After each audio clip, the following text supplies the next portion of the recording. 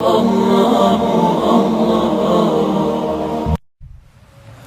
نے حضرت عمر سے فرمایا، عمر تیرے زمانے میں ایک شخص آئے گا، اس کا نام ہوگا اویس، اس کا قبیلہ ہوگا مراد، اس کی شاخ ہوگی کرن، اس کا رنگ ہوگا کالا، قد ہوگا درمیانہ، اور ایک سفید نشان اس کے جسم پر ہوگا۔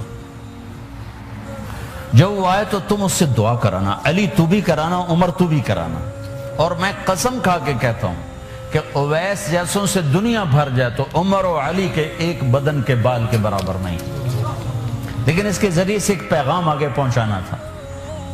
تو حضرت عمر اور حضرت علی حیران ہو کر دیکھنے لگے کہ ہمیں کہا جا رہا ہے کہ اویس سے دعا کروائیں، وہ ہم صحابی وہ تابعی۔ تو آپ نے فرمایا اس نے ماں کی ایسی خدمت کی ہے، جب وہ ہاتھ اٹھاتا ہے تو اللہ ہاتھ واپس خالی موڑتا ہی نہیں۔ یہ پیغام پہنچانا تھا کہ ماں باپ کے آگے جھکو۔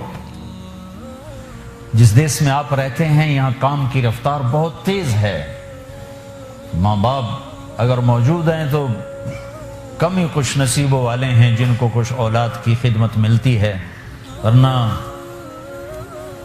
دیواروں کے ساتھ ہی زندگی گزر رہی ہوتی ہے۔ تو عمر رضی اللہ عنہ جب خلیفہ بنے تو ہر سال حج کرتے تھے، ہر سال ان کو ڈھونڈواتے۔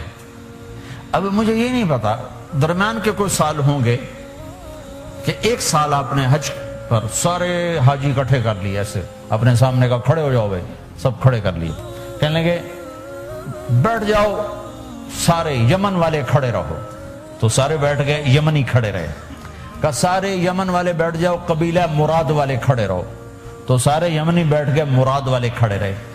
اس سال میں یمن گیا جماعت میں تو اویس کرنی کے گاؤں گیا، ان کی جگہ پیدا ہوئے، جو ان کا قبیلے کے لوگوں سے ملا، اس علاقے سے گزرا، دیکھا کہ اچھا یہاں وہ ہستی پیدا ہوئی تھی، خشک پہاڑ ہیں، بالکل خشک پہاڑ۔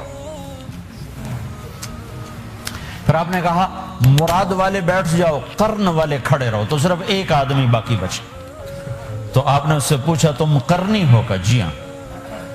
اویس کو جانتے ہو؟ کہ جانتا ہوں، میرا سگا بھتیجا ہے، میرے بھائی کا بیٹا، لیکن وہ تو تھوڑا پاگل سا ہے، آپ اس کا کیوں پوچھ رہے ہیں؟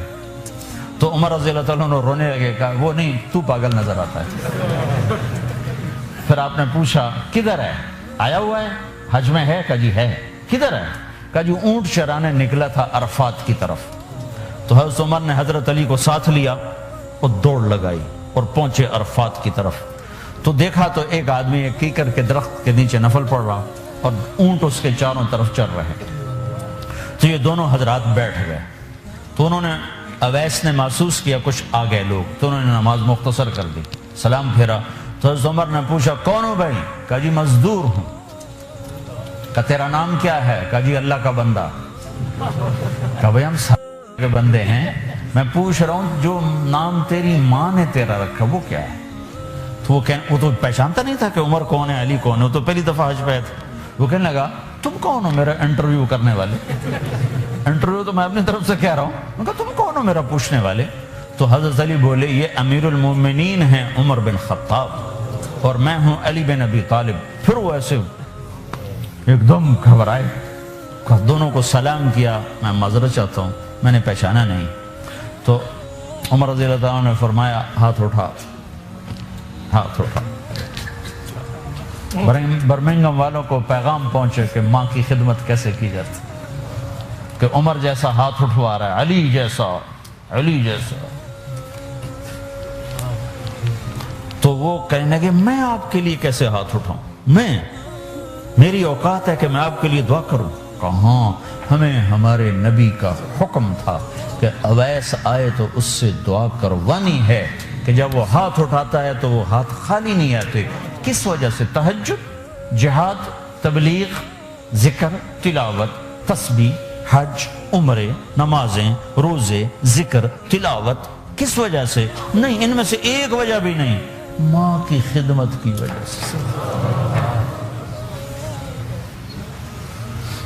پھر ایک اور جگہ آپ نے فرمایا کہ لوگ جب جنت میں چلیں گے تو اویس بھی چلے گا، جب جنت کے دروازے پر پہنچے گے تو اللہ تعالیٰ فرمائے گا اویس کو روک لو، باقی کو جانے دو۔ تو اویس گھبرا جائیں گے، کہیں گے یا اللہ مجھے کیوں روک لیا ہے؟ تو اللہ تعالیٰ فرمائیں گے ٹھہر جاؤ، جانے دو ان کو۔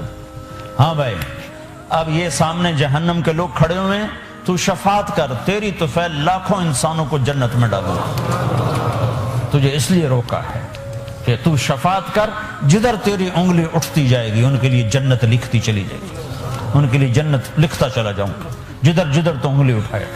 صرف پونڈ ہی سب کچھ نہیں، مائیں بھی بہت کچھ ہے، صرف پونڈ ہی سب کچھ نہیں ہے، باپ بہت کچھ ہے۔